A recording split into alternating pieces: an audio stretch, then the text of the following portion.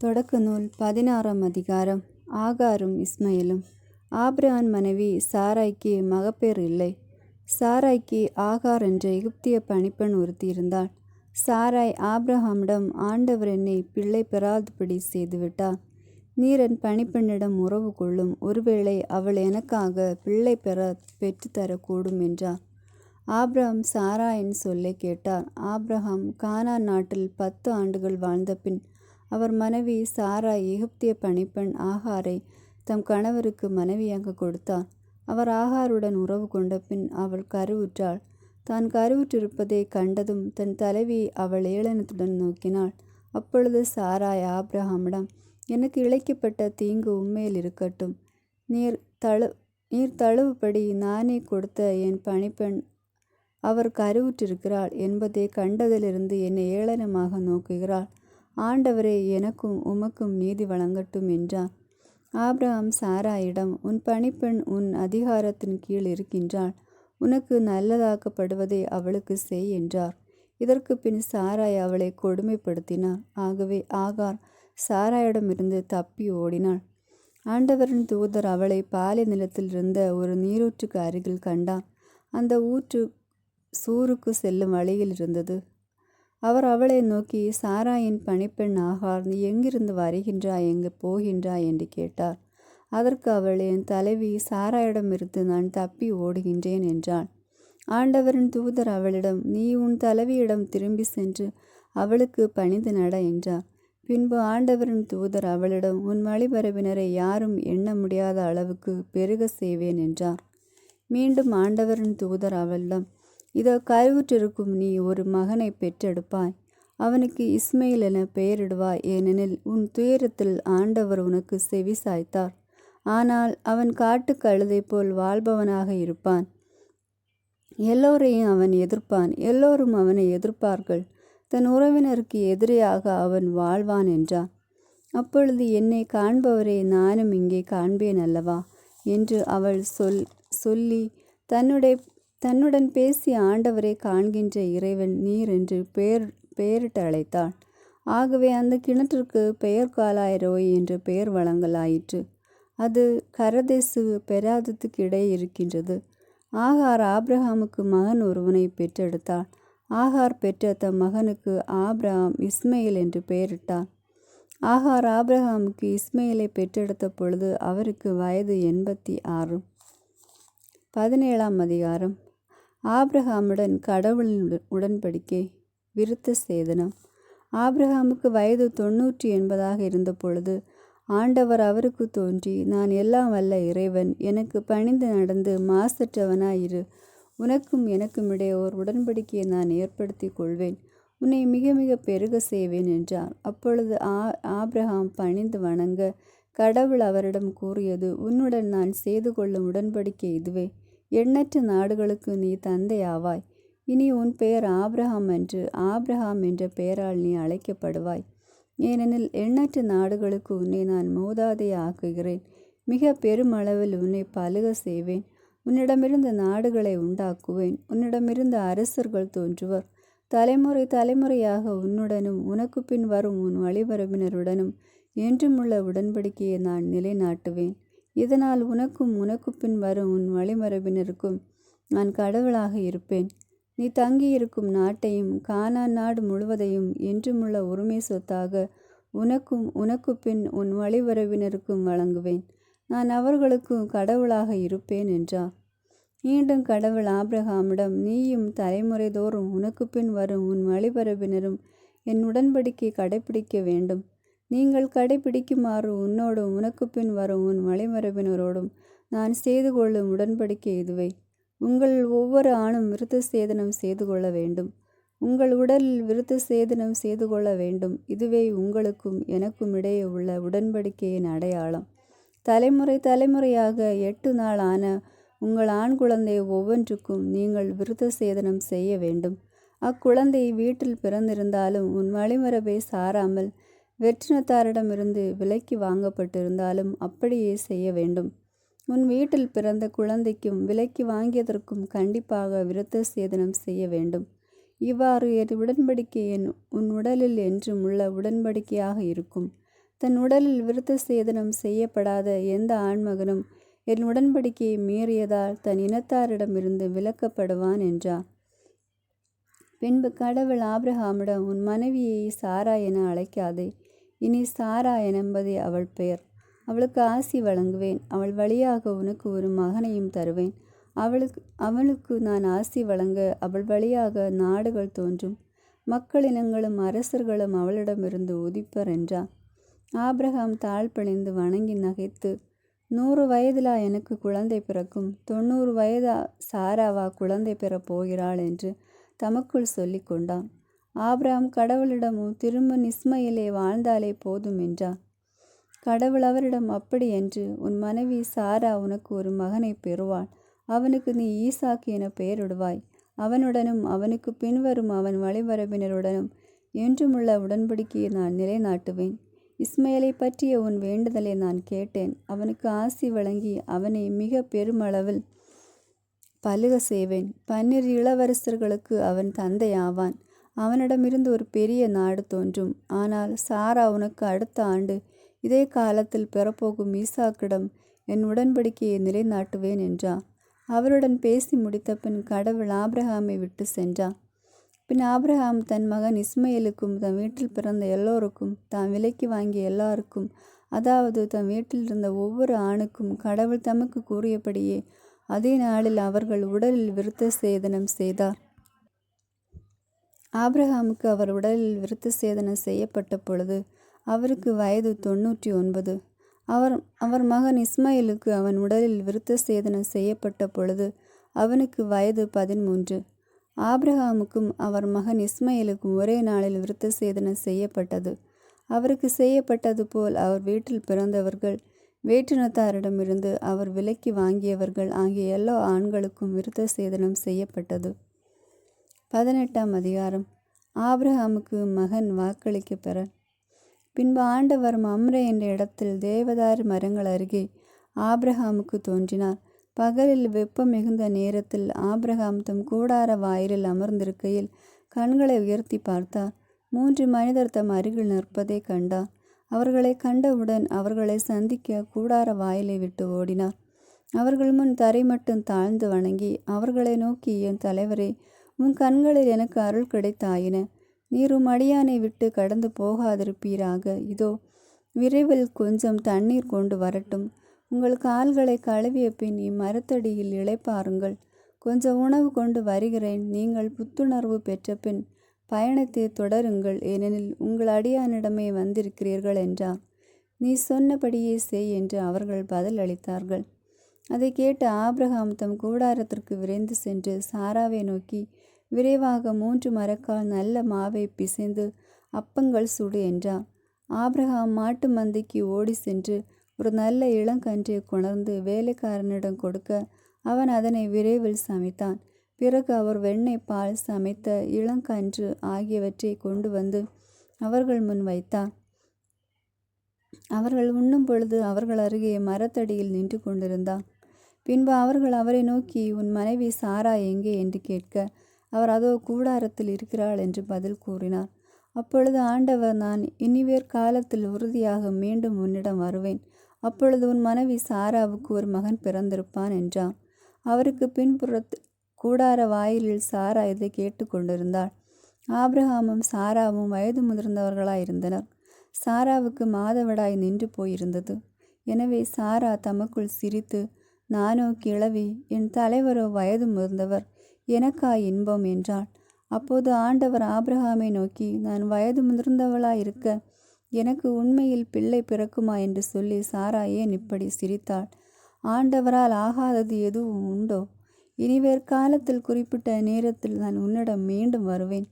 அப்பொழுது சாராவுக்கு ஒரு மகன் பிறந்திருப்பான் என்று சொன்னார். சாராவோ, நான் சிரிக்கவில்லை என்று சொல்லி மறுத்தார். ஏனெனில் அச்சம் அவரை ஆட்கொண்டது. அதற்கு ஆண்டவர், இல்லை, நீ சிரித்தாய் என்றார். சோதோமுக்காக ஆபிரகாம் மன்றாடல். அந்த மனிதர்கள் எழுந்து அவ்விடம் விட்டு சோதோமை நோக்கி சென்றார்கள். ஆபிரகாமும் உடன் சென்று அவர்களை வழி அனுப்பினார். அப்பொழுது ஆண்டவர், நான் செய்யவிருப்பதை ஆபிரகாமிடமிருந்து மறைப்பேனோ? ஆபிரகாமிடமிருந்தே வலிமை மிக்க மாபெரும் இனம் தோன்றும். அவன் மூலம் மண்ணுலகின் எல்லா இனத்தாரும் ஆசி பெற்று கொள்வர். ஏனெனில் நீதி நேர்மை வழி நின்று எனக்கு கீழ்ப்படியும்படி தன் புதல்வருக்கும் தனக்கு பின் தன் வழிமரபினருக்கும் கற்றுத்தருமாறு ஆண்டவராகிய நான் ஆபிரகாமுக்கு வாக்களித்ததை அவன் நிறைவேற்றுவான் என்று தமக்குள் சொல்லி கொண்டான். ஆதலால் ஆண்டவர் ஆபிரகாமை நோக்கி, சோதோம் கொமோராவுக்கு எதிராக பெருங்கண்டன குரல் எழும்பியுள்ளது. அவற்றின் பாவம் மிகவும் கொடியது. என்ன வந்தடைந்த கண்டலின்படி அவர்கள் நடந்து கொண்டார்களா இல்லையா என்று அறிந்து கொள்ள நான் இறங்கி சென்று பார்ப்பேன் என்றார். அப்பொழுது அந்த மனிதர்கள் அவ்விடத்தை விட்டு சோதோமை நோக்கி சென்றார்கள். ஆபிரகாமோ ஆண்டவர் திருமுன் நின்று கொண்டிருந்தார். ஆபிரகாம் அவரை அணுகி கூறியதாவது, தீயவரோடு நீதிமான்களையும் சேர்த்து அழித்து விடுவீரோ? ஒருவேளை நகரில் 50 நீதிமான்களாவது இருக்கலாம். அப்படியானால் அதில் இருக்கிற 50 நீதிமான்களை முன்னிட்டாவது அவ்விடத்தை காப்பாற்றாமல் அழிப்பீரோ? தீயவனோடு நீதிமானையும் அழிப்பது உமக்கு ஏற்றதன்று.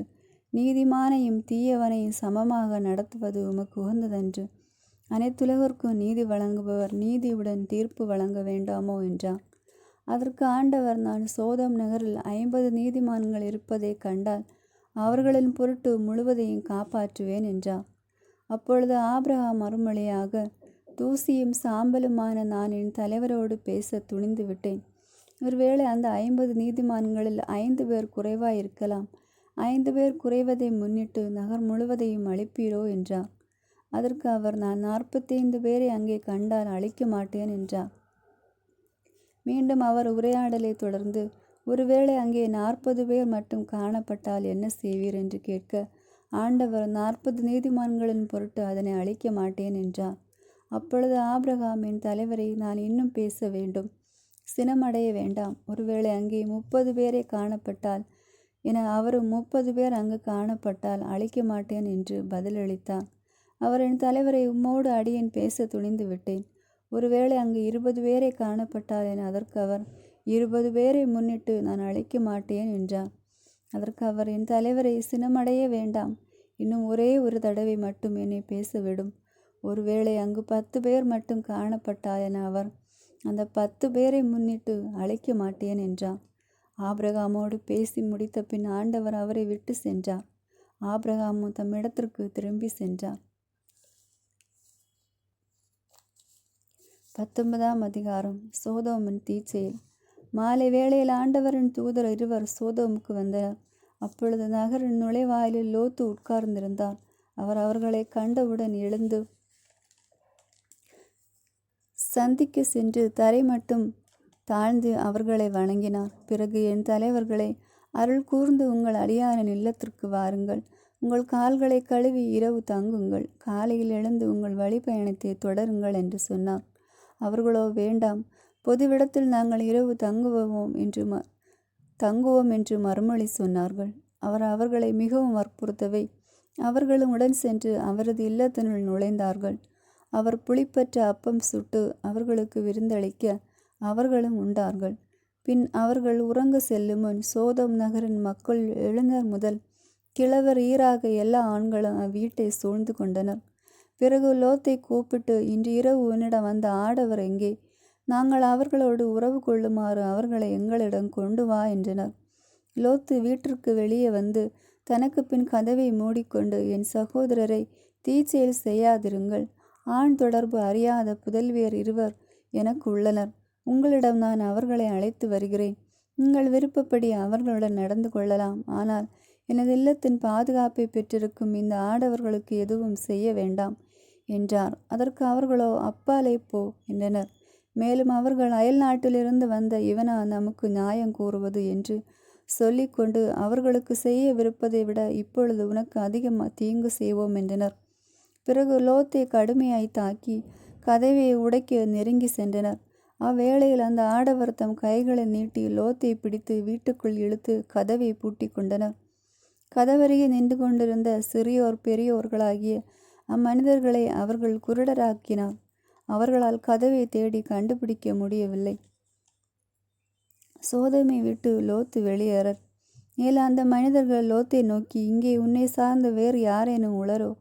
மருமகனோ புதல்வரோ புதல்வியரோ உன்னை சார்ந்த வேறு யாரேனும் இந்நகரில் இருந்தால் அவர்களை இவ்விடத்திலிருந்து உன்னுடன் அழைத்து கொண்டு போய்விடு. இந்த இடத்தின் மக்களுக்கு எதிராக பெருங்கண்டன குரல் ஆண்டவர் திரும்ப எழுந்துள்ளதால் நாங்கள் இந்த இடத்தை அழிக்கும்படி எங்களை அவர் அனுப்பியுள்ளார் என்றனர்.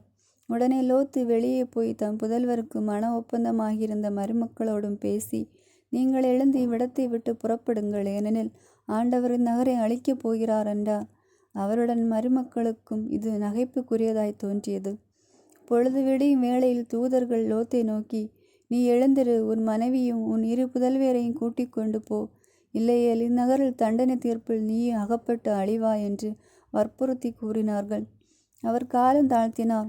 ஆண்டவர் அவர் மீது இரக்கம் வைத்திருந்ததால் அந்த மனிதர்கள் அவரது கையையும் அவர் மனைவியின் கையையும் அவர் 2 புதல்வியர் கையையும் பிடித்து கொண்டு போய் நகருக்கு வெளியே விட்டார்கள்.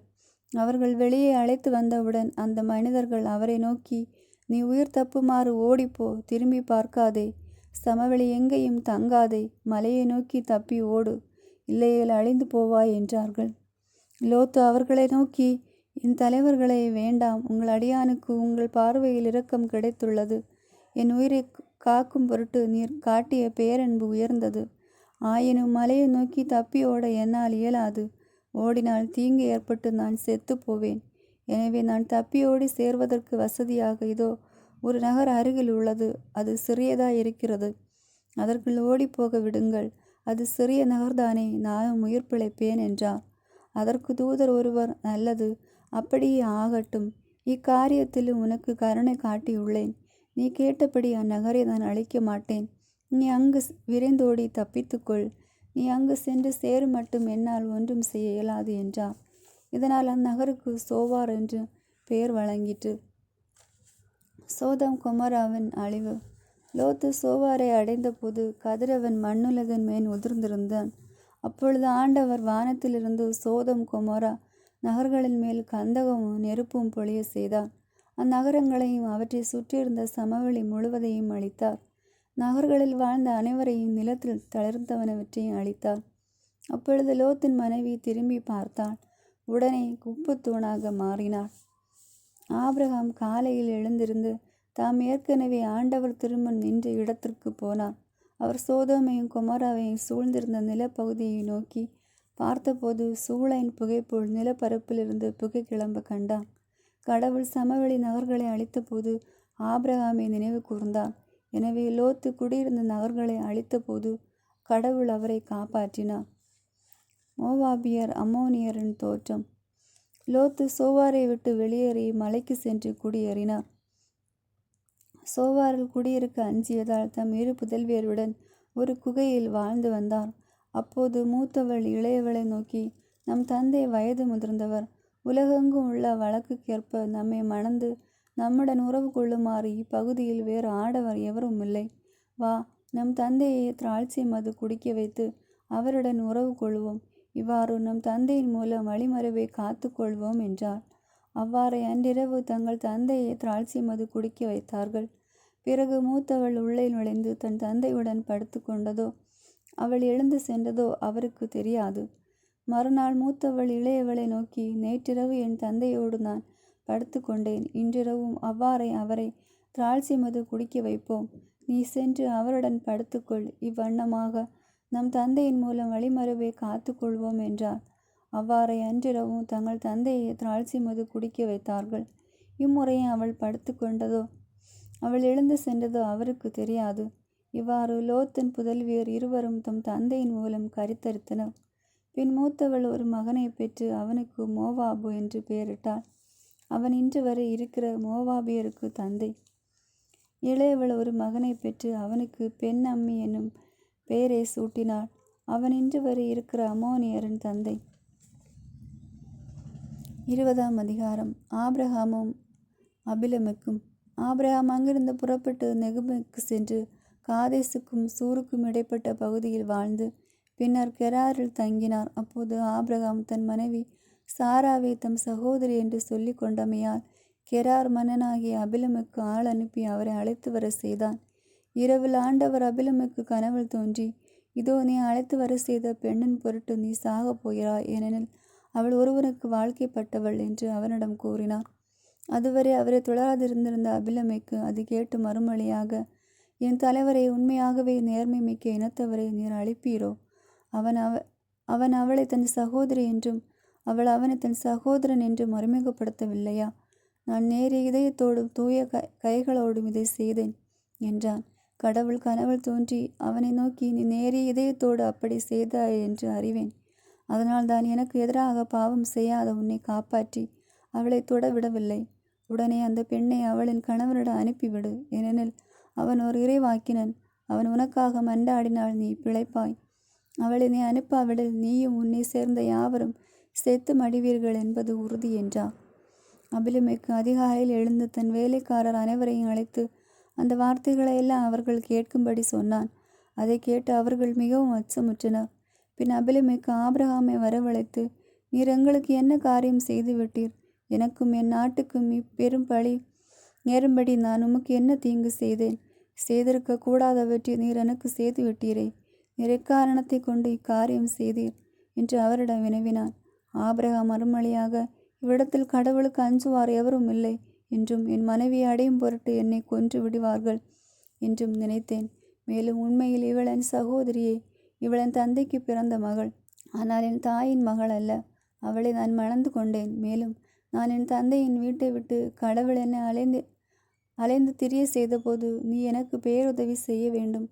நாம் செல்லும் இடமெல்லாம் நான் உன் சகோதரன் என்று சொல் என்று அவளிடம் நான் கூறியிருந்தேன் என்றார். அப்பொழுது அபிலமெக்கு ஆடு மாடுகளையும் வேலைக்காரிகளையும் ஆபிரகாமுக்கு கொடுத்ததும் அன்று அவர் மனைவி சாராவையும் அவரிடம் ஒப்படைத்தான். மேலும் அபிலமெக்கு, இதோ உமக்கு முன்பாக எனது நாடு இருக்கிறது. உமக்கு எனது எங்கு விருப்பமோ அங்கு நீர் வாழலாம் என்றான். மேலும் சாராவை நோக்கி, இதோ உன் சகோதரனுக்கு 1000 வெள்ளிக்காசு கொடுத்துள்ளேன். உன்னோடு இருப்பவர்களின் பார்வையிலிருந்து அது மறைக்கும் திரையாக அமையட்டும். அனைவர் பார்வையிலும் உன் பழி நீங்கிவிட்டது என்றான். ஆபிரகாம் கடவுளிடம் மன்றாடவே கடவுளும் அபிலமெக்கையும் அவன் மனைவியையும் அடிமை பெண்களையும் குணமாக்கி அவர்களுக்கு பிள்ளை பேர் அளித்தார். ஏனெனில் ஆபிரகாமின் மனைவி சாராவை முன்னிட்டு ஆண்டவர் அபிலமெக்கு வீட்டிலிருந்த பெண்களை மலடிகளாகி இருந்தார். ஆமேன். God bless you.